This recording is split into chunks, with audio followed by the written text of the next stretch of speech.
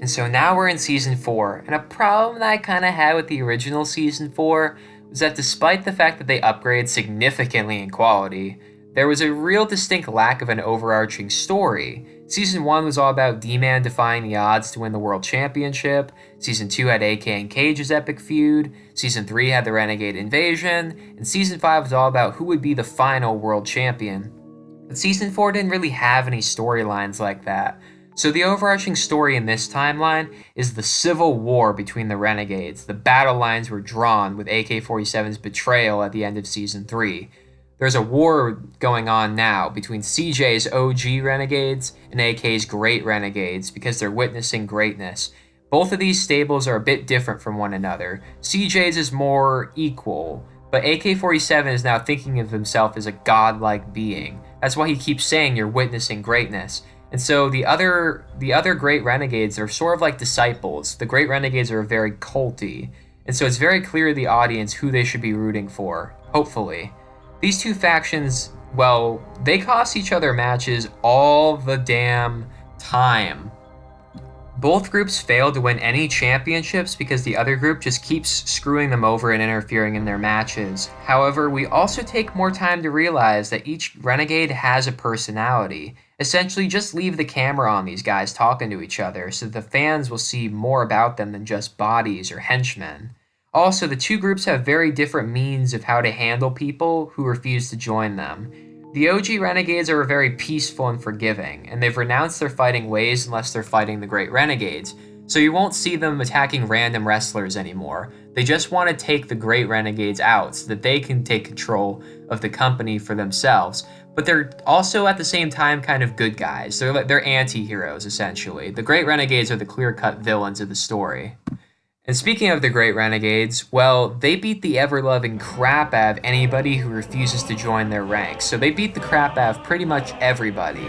The only people who actually managed to avoid being beaten down by them are D-Man and Hazard. You see, in this timeline, D-Man still turns heel on Maxilla in the premiere episode, and now he starts dwelling backstage in dark rooms, clearly trying to convince himself that he belongs in the main event. And so as a result, D-Man actually becomes a bit of a badass, and he can fight the Great Renegades off all by himself. But he does carry around a Kylo Ren aura, in that he doesn't seem quite sure that he's made the right decision by turning to the dark side.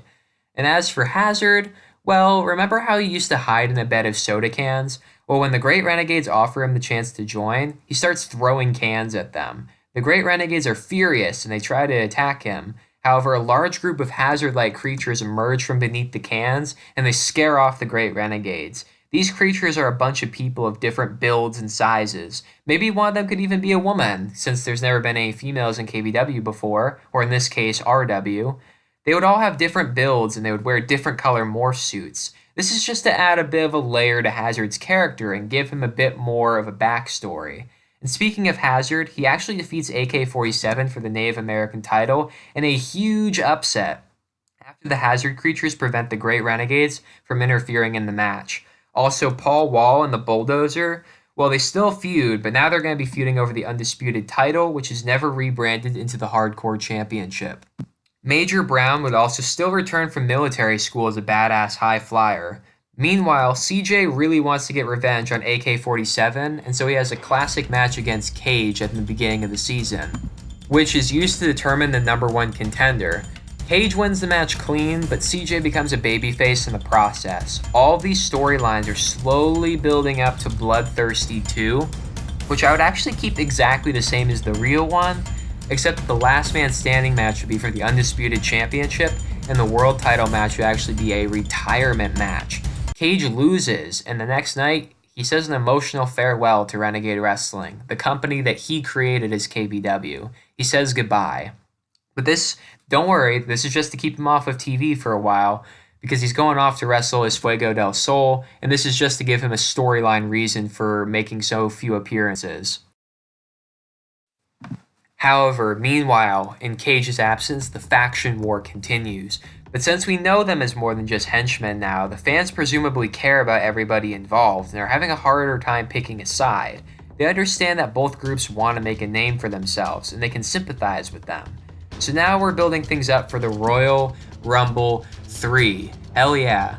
They really should have done a Royal Rumble in Season 3. It was the last season where they had a really big roster, and this was probably KBW's biggest roster ever. It was a huge missed opportunity not to do a Royal Rumble, so we're doing a Royal Rumble in this scenario, and everybody wants a shot at AK-47. Many of them want revenge for taking Cage out of the company, and others simply want revenge for the Great Renegades attacking them. So the build-up for the Rumble goes on for months. D-Man still fights his demons, Major Brown still has great high-flying classics, Bomba Kid and Pac-Man lose their tag team titles to Mick the Brick and T-Rex. A lot is going on in Season 4. And it's all going to culminate at Royal Rumble 3, an 18-man Royal Rumble match, and the biggest one that KBW has ever done. If they were ever going to do a Rumble this big, now is the time. The winner will face AK-47 for the World Heavyweight Championship, but of course, only one man can win the Royal Rumble. Who will be the one? So right before the beginning of the Royal Rumble match, the Great Renegades approach Pac-Man backstage, and they offer him to join them in the Royal Rumble match. Remember, the OG Renegades have the numbers advantage in the Rumble, since AK is the champion and won't be competing in the match. So the Great Renegades remind Pac-Man that Bomba Kid rarely won any matches before he got together with him, and that the Bomba Kid has never won a singles championship before. They tell him that he's too good to be teaming up with the Bomba Kid, and that he's destined for greater things. They leave him on that note, and Pac-Man doesn't necessarily say no to them, so heading into the Royal Rumble, Pac-Man's loyalty is called into question. Alright, so now we move on to the Royal Rumble itself. Just for presentation's sake, this match will be the first to feature an apron on the ring. I have a spot planned in this match, and it's important that nobody can see underneath the ring. Also, it'd be kind of nice to have an actual countdown clock this time around. You know, that way nobody will jump their cue on accident, and the commentators don't have to awkwardly count down themselves. And also, so the commentators don't have to awkwardly count down themselves, they can just focus on the match, you know? So coming out at number 1 is CJ. CJ was purposely placed in at number 1 by the Great Renegades. Both Renegades factions are technically in charge, but the Great Renegades hold a bit more sway, if that makes any sense, because they hold the World Championship. But then out at number 2, we have Cage. Yeah, Cage is finally returning from the indie scene after months of being away, and he is competing in the Royal Rumble 3. Cage and CJ, well, they're going to be the Iron Man of this match. They're going to last the entire thing. They're going to fight valiantly. So these two fight amongst themselves for a little while, each having their own support from the fans, and each having their own reasons for wanting to go after AK-47. CJ wants revenge for splitting up the Renegades at the end of Season 3, and Cage wants revenge for being put out of his own company. So then out at number 3 is Hazard. Hazard crawls his way into the backyard and into the ring. Cage and CJ don't really seem scared of him, they're just kind of confused because he's so weird, you know?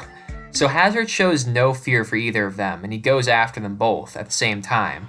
But Cage and CJ have his number, and they gain the upper hand. The two are about to eliminate Hazard, but then a whole circus of colorful Hazard creatures, they emerge from underneath the ring to storm the Rumble and prevent Hazard's elimination. But then out at number 4, it's the Bulldozer. Oh boy. He clears the ring of all the Hazards, including Hazard himself. He then turns his attention to Cage and CJ, who try to work together as a team, but they're beaten down for their troubles. Bulldozer is dominating the Royal Rumble. But out at number 5, here comes Jacob Storm to give them some reprieve. Execution work together against the Bulldozer, but Jacob Storm, he can't really hang with the Bulldozer, and so he gets eliminated for the second time in a row in a Royal Rumble by the Bulldozer. But then out at number 6, it's Big Time Mike, and he goes out all cocky, and he actually manages to bring the Bulldozer down all by himself, only to immediately get eliminated by CJ. Yeah, okay, so I admit I'm a bit biased because I'm not a huge fan of Big Time Mike, but I'm giving him one chance to do a cool move on the Bulldozer, because even though I'm not a fan of his character, the man apparently drove an hour and back to participate in KBW tapings, and he's earned my respect for that. So then out at number 7, it's the Bomba Kid, Lo Mejor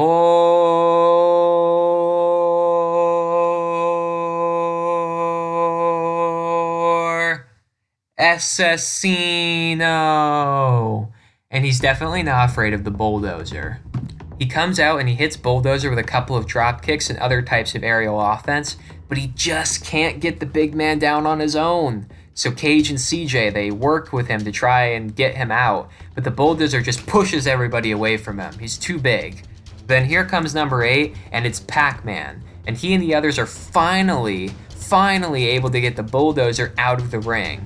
They celebrate for a minute, but then Pac-Man teases attacking the Bomba Kid.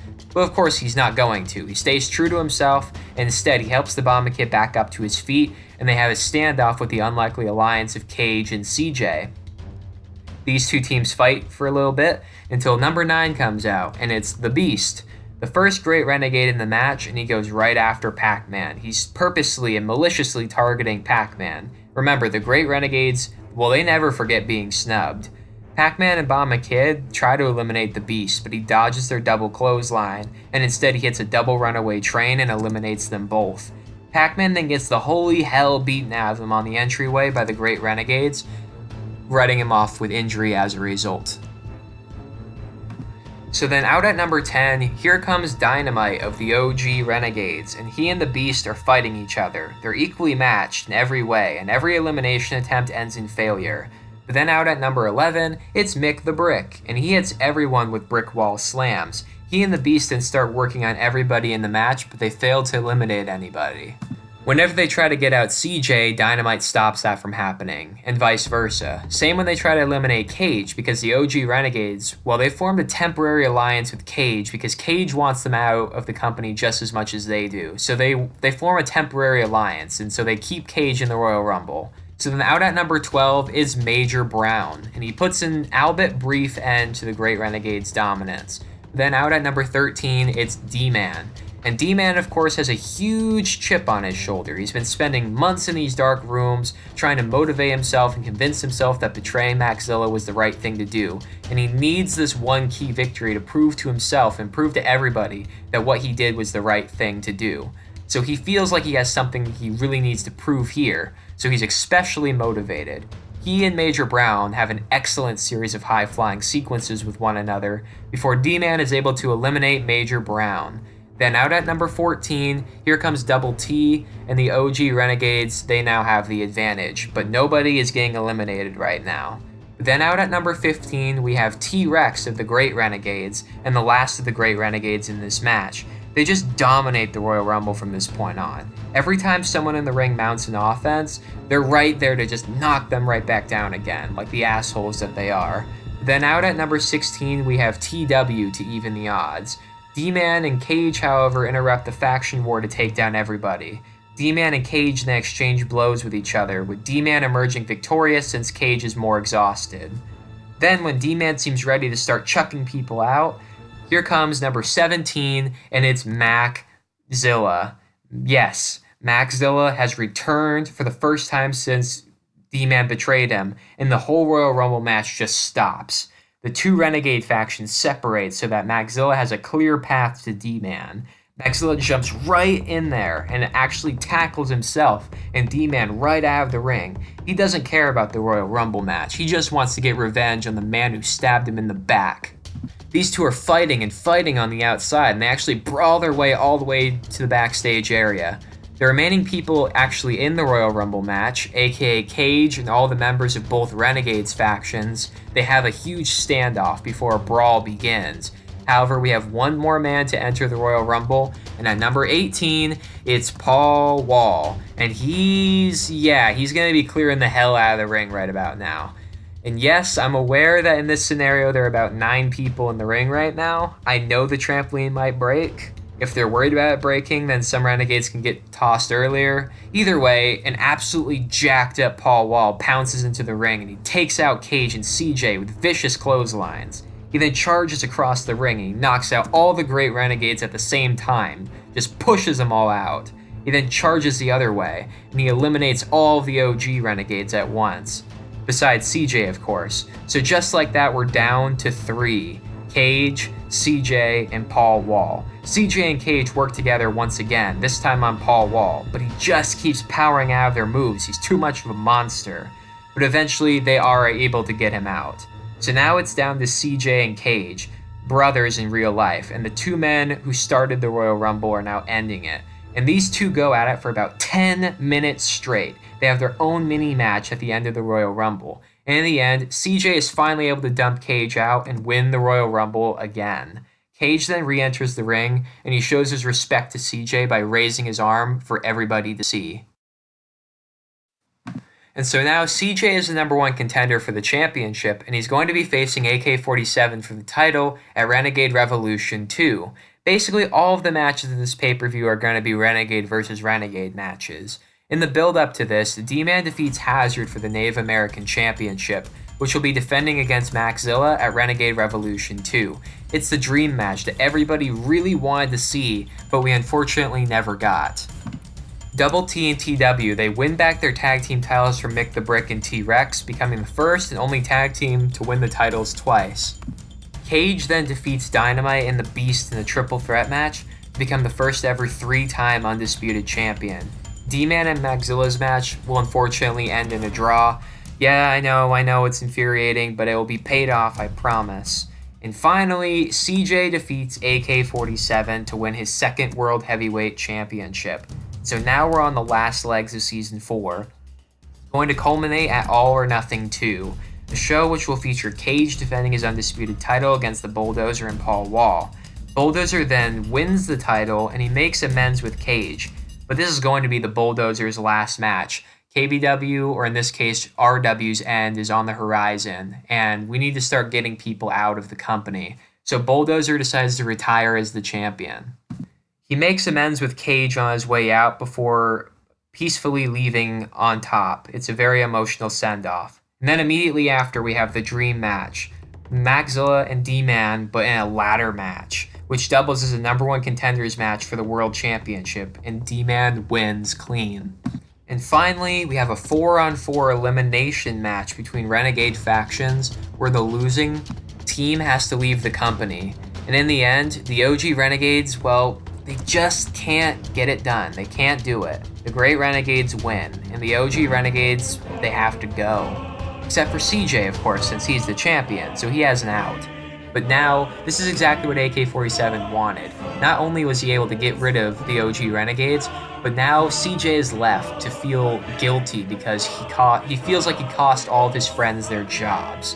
And so now AK-47 is right in CJ's mind. We, the audience, have really gotten to know the people in the OG Renegades as people. We're really sad to see them leave. But now Season 4 ends with AK-47 promising to reclaim the championship next season from CJ. But then Cage comes out, and he says that he wants a shot. But then D-Man arrives with his #1 contendership contract, and he wants a shot. So now nobody knows who's going to be facing CJ, and now everybody's excited to see what happens in Season 5.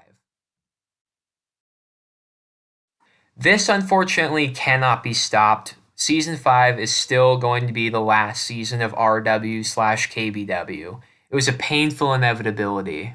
But let's send them off on a high note, shall we? So we spend weeks upon weeks, maybe even months, building this final World Championship match up. At Blood, Sweat, and Tears 2, it's going to be Cage versus AK-47 versus D-Man versus CJ for the World Heavyweight Championship, the final match in Renegade Wrestling/KBW. The final World Champion will be decided here. It's all coming back to where the storyline began at Renegade Revolution 1. It's the same Fatal 4-Way match that we got at Renegade Revolution 1. However, at the event, just like in real life, Pac-Man returns from injury to cash in his Money in the Bank contract and insert himself into the match, so now it's a Fatal 5-Way. Everybody wants the honor and the distinction of being the last ever World Heavyweight Champion, especially Pac-Man, because he's the only person who's never won the World Championship before. So during the match, AK-47 calls out the Great Renegades to beat down D-Man.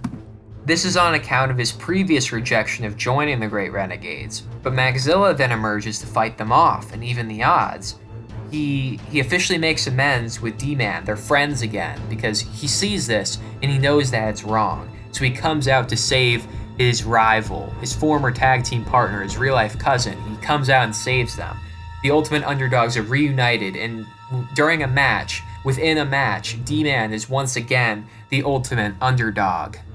And in the end, after a absolutely fantastic and brutal and emotional hour-plus long World Championship match, Pac-Man finally manages to win the championship. From when he debuted, he always seemed like a man destined to become the world champion, and now he has the honor of being the final world champion. So now he finally gets that honor. But now it's time for RW to say goodbye. Everybody just stares at the hard cam and they say emotional goodbyes to the fans. With D-Man and Maxilla, they've officially made amends, and CJ, Cage, and AK-47, everybody is just coming together. None of them are enemies anymore. There's no reason for them to fight. The company is coming to an end and they have all these long and great memories, and the fans have all these long and great memories. This company has been around for years now. They've grown up with each other. We've grown up watching them, some of us. So Pac-Man finally gets his moment. Everybody's really satisfied with this ending. And even though it really is sad, the video ends with Cage handing Pac-Man the KBW World Championship. RW is now forgotten, and the company ends acknowledging itself as KBW. But then the camera clicks off one last time. That is how I would have booked the Renegade Invasion storyline.